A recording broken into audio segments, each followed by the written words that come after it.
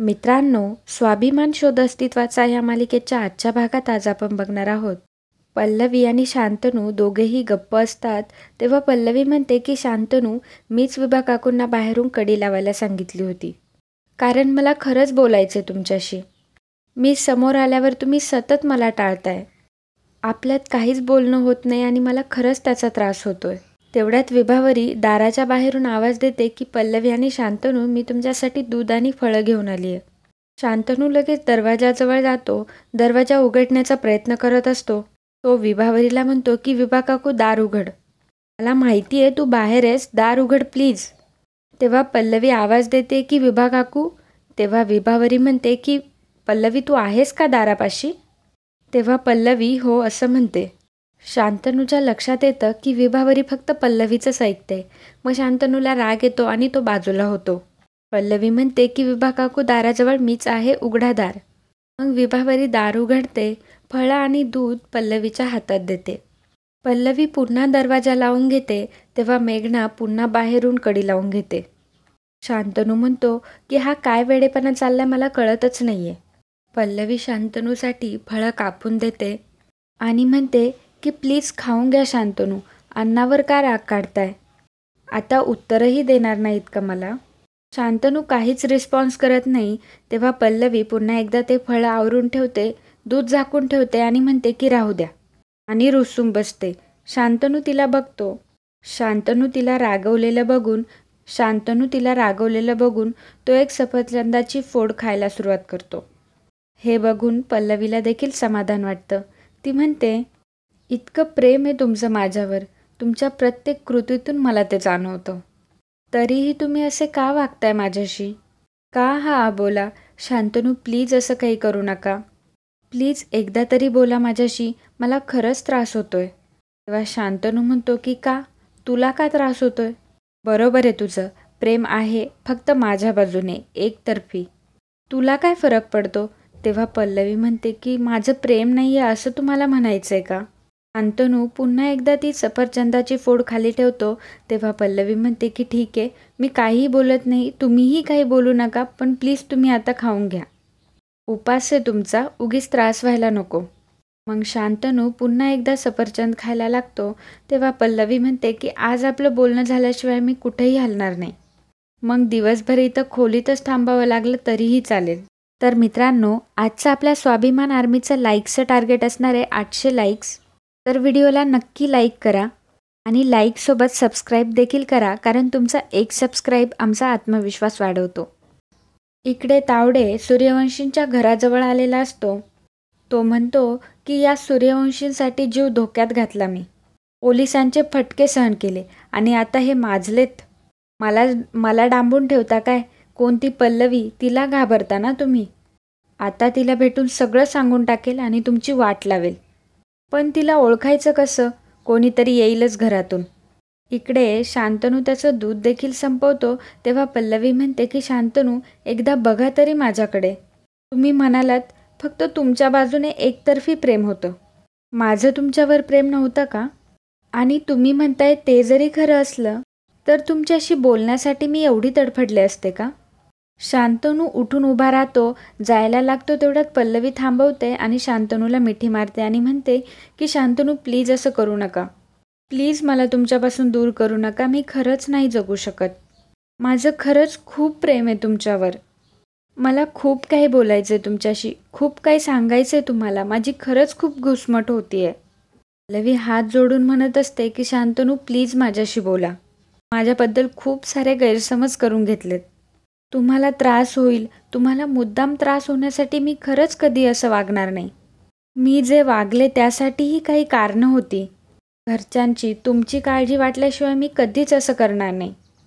पल्लवी म्हणते की शांतनू, आदिती मॅमच्या, असं म्हटल्यावर शांतनू तिला तो विषय बोलण्यापासून थांबवत असतो.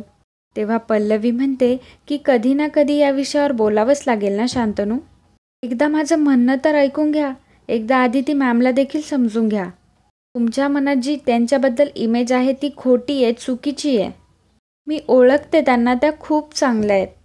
एकदा त्यांची बाजू समजून घ्या. एकदा त्यांच्याशी बोलण्याचा प्रयत्न करा. शांतनू, एकदा त्यांना आई म्हणून ॲक्सेप्ट करून बघा.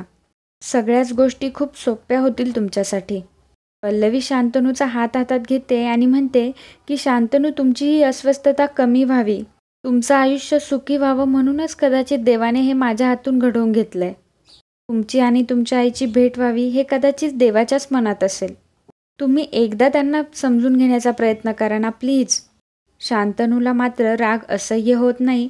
तो म्हणतो की बस झालं पल्लवी. पल्लवी म्हणते की शांतनू, आदिती मॅम. तेव्हा शांतनू म्हणतो की त्या बाईला मी माझी आई म्हणूच शकत नाही. नाही मानत मी तिला माझी आई. पल्लवी म्हणते की अहो असं काय म्हणताय तुम्ही, ती तर तुमची. तेव्हा शांतनू म्हणतो, एक शब्दही बोलू नकोस आता. तेवढ्यात विभावरी दरवाजा उघडते आणि म्हणते की पल्लवी, झालं का गं? मग शांतनू देखील तेथून रागाने निघून जातो. पल्लवी रडत असते. तीही शांतनूच्या पाठोपाठ तिथून निघून जाते. तावडे घराच्या बाहेरच उभा असतो. मित्रांनो, आजचा आपल्या व्हिडिओचा लाईक्सचं टार्गेट असणारे 800 लाईक्स, तर व्हिडिओला नक्की लाईक करा आणि सबस्क्राईब देखील करा. आणि कमेंट केलेल्या दर्शकांची नावं ही व्हिडिओच्या शेवटी दाखवण्यात येईल, त्यामुळे व्हिडिओ शेवटपर्यंत नक्की बघा. तेवढ्यात शांतनू येतो आणि गाडीत बसतो. त्याच्या पाठोपाठ पल्लवी देखील तिथे येते, पण शांतनू तेवढ्यात तिथून निघून गेलेला असतो. पल्लवी खूप रडत असते. तावडे पल्लवीला बघतो. त्याला जेलमध्ये पल्लवीसोबत झालेलं बोलणं आठवतं. तेव्हा ती त्यांना विचारत असते की आदिती मॅमवर जीवघेणा हल्ला कोणी केला. तिला गाडीच्या आडून एक सावली दिसते. पल्लवी त्या दिशेने जात असते. पल्लवी तावडेच्या दिशेने येत असते. तावडे मागे मागे सरकत असतो. तावडेच्या साईडनी मोठे काका आधीच आलेले असतात. त्यांचा गुंड लगेच त्याला बेशुद्ध करून टाकतो आणि तावडेला ओढून तो साईडला नेतो. तोपर्यंत पल्लवी तिथे आलेली असते. पल्लवी म्हणते की मोठे काका, तुम्ही इथे काय करताय? तेव्हा मोठे काका म्हणतात की पल्लवी, तू इथे काय करतीयस?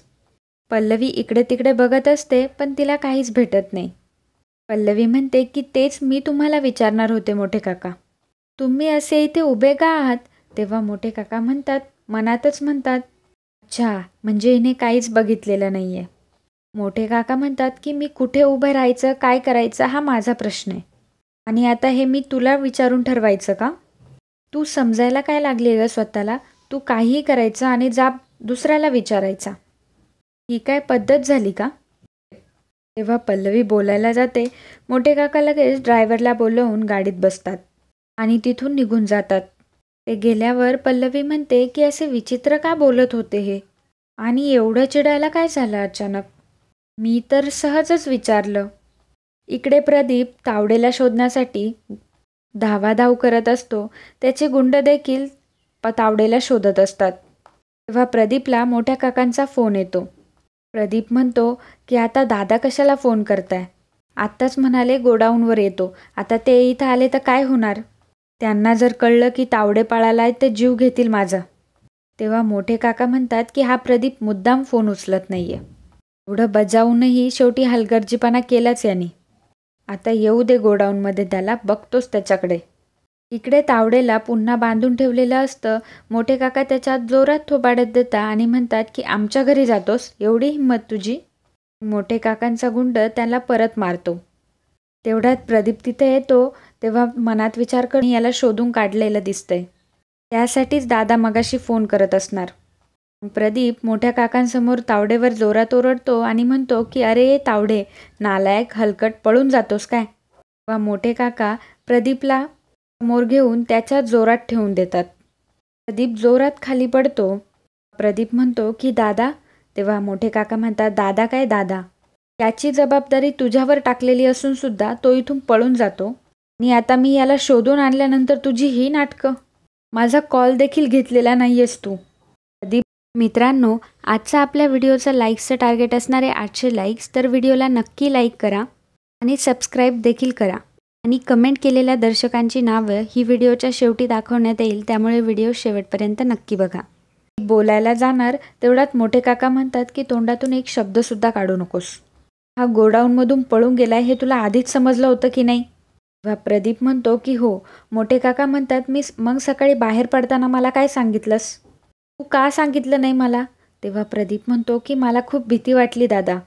हा पळालाय म्हटल्यावर तुम्ही माझं काय कराल याची खात्री नव्हती. मोठे काका म्हणतात, अरे मूर्खा, म्हणून तू खोटं बोललास. असं म्हणून मोठे काका पुन्हा एकदा प्रदीपच्या थोबाडात द्यायला जातात. मग यावेळी थांबतात. प्रदीप म्हणतो की दादा, या माणसामुळे आपल्या दोघांमध्ये भांडणं होत आहेत. आपण याला संपून का टाकत नाही? तेव्हा मोठे काका म्हणतात की ते तर आपण करूच, पण याच्याकडे आपल्या विरोधात कोणते कोणते पुरावे आहेत, त्याचे साथीदार कोण आहेत, हे समजल्याशिवाय आपण याला मारू नाही शकत. प्रदीप म्हणतो की दादा, मी 2दा चूक केली, पण आता पुन्हा चूक नाही करणार. आता मी याच्यावरती नजर ठेवतो. तेव्हा मोठे काका म्हणतात, तुझी इच्छा असो नाही तर नसो, पण प्रदीप तुला ह्याच्यावरती लक्ष ठेवायचं आहे. प्रदीप म्हणतो की म्हणजे? मोठे काका म्हणतात, जगण्या, या साहेबांना देखील इथं या खुर्चीला बांधून ठेव. प्रदीप म्हणतो की दादा हो, तुम्ही काय बोलताय? तेव्हा मोठे काका म्हणतात की ए जगण्या, तुला ऐकायला येत नाहीये का? या साहेबांना इथं खुर्चीला बांधून ठेव. जगण्या आणि त्याचा साथीदार प्रदीपला बांधायला सुरुवात करतो. तेव्हा प्रदीप म्हणत असतो की दादा, पुन्हा मी अशी चूक नाही करणार. लक्ष ठेवीन त्याच्यावर दादा, प्लीज. तेव्हा मोठे काका म्हणतात, कामचुकारपणा केल्यावर काय शिक्षा होते हे तुला एकदा कळलंच पाहिजे. मोठे काका म्हणतात की जगण्या, संध्याकाळपर्यंत याला बांधून ठेव आणि मग नंतर सोड. एकदा फटका बसल्यावर पुढच्या वेळी तरी तुझं डोकं ठिकाण्यावर येईल. तेथील गुंडांना सांगतात की या तावडेला देखील मधून मधून हाणत जा. प्रदीपला मात्र मोठ्या काकांचा खूपच राग आलेला असतो. इकडे किचनमध्ये आदिती मॅम म्हणत असतात की तुम्ही दोघी पल्लवीची एवढी मदत करताय हे बघून खरंच खूप बरं वाटलं. एवढ्यात पल्लवी देखील तिथे येते. ती म्हणते की काल काय झालं हे यांनी मला सांगितलं. पल्लवी म्हणते की एक संधी मिळाली होती, ती देखील हातातून गेली. मी कसं त्यांना समजावू? खरं तर ते आता सध्या काही ऐकण्याच्या मनस्थितीतच नाही आहे. खूप डिस्टर्ब आहेत. रागाच्या भरात स्वतःला त्रास करून घेण्यापेक्षा ते बाहेर गेले तेच बरं झालं. मेघना म्हणते की पल्लवी, तुलाही त्रास झालाच ना गं? आणि तसंही आता कॉलेज सुरू झालेत. दसऱ्याला तुला कॉलेजमध्ये परफॉर्म करायचं आहे. ची तयारी राहिलीच असेल ना? तेव्हा पल्लवी म्हणते की हो, तयारी तर आहेच, मला तर वेळच मिळत नाही आहे. आता वेळ मिळाला ना की लगेच तयारीला सुरुवात करेल. आता सध्या दुसऱ्या कोणत्याही गोष्टीपेक्षा शांतनू माझी प्रायोरिटी आहेत. एवढ्यात आदिती मॅमला खोकला येतो. पल्लवी म्हणते की त्रास होतोय का घशाला? तेव्हा आदिती मॅम म्हणतात की थोडासा खवतोय. विभावरी म्हणते की तुळशीचा काढा पिता का? तेव्हा आदिती मॅम म्हणतात की अगं एवढं काही झालं नाही आहे. मॅम म्हणतात की अगं गरम पाणी दिलं तरी चालेल, आणि तसं काही असेल तर मी सांगेलच तुम्हाला. आदिती मॅम म्हणतात की बरं ऐका, आज संध्याकाळचा स्वयंपाक मी करणार आहे. सगळे एकमेकांकडे बघायला लागतात. आदिती मॅम म्हणतात की मी किचनमध्ये आल्यावर काय घडतं याची मला पूर्ण कल्पना आहे विभावरी, पण काही गोष्टी बदलण्यासाठी मला ठाम राहावंच लागेल. मी सुद्धा या कुटुंबाचा भाग आहे हे जर काही जणांना समजत नसेल, आता ते त्यांना पटवून द्यावंच लागेल. विभावरी म्हणते की ठीक आहे, आणि काही मदत लागली तर आम्ही आहोतच. जर सगळं बोलणं मोठी आई लपून बघत असते. मोठी आई म्हणते की तू स्वयंपाक करणार? ठीक आहे, त्याआधी मी तुला आज कायमची लक्षात राहील अशी अद्दल घडवणार आहे. आता बघशीलच तू. आणि मित्रांनो, आजचा भाग इथेच संपतो. पुढील भागात आपल्याला पाहायला मिळणार आहे की मोठी आई म्हणत असते की स्वयंपाकाची खूप हौस आहे ना तुला आदिती, तुझ्या घरावर हक्क बजावतीयस. आता आदिती इथे येणार, गॅस पेटवणार आणि मोठा भडका होणार. ते प्रभाकर आदितीला म्हणत असतो की तुझ्यासाठी आल्याचा चहा बनवून आणतो. तेव्हा आदिती म्हणते की हो जा, आण बनून. प्रभाकर किचनमध्ये जातो, गॅस पेटवतो. तेवढ्यात मोठा भपका होतो आणि प्रभाकर जोरात ओरडतो.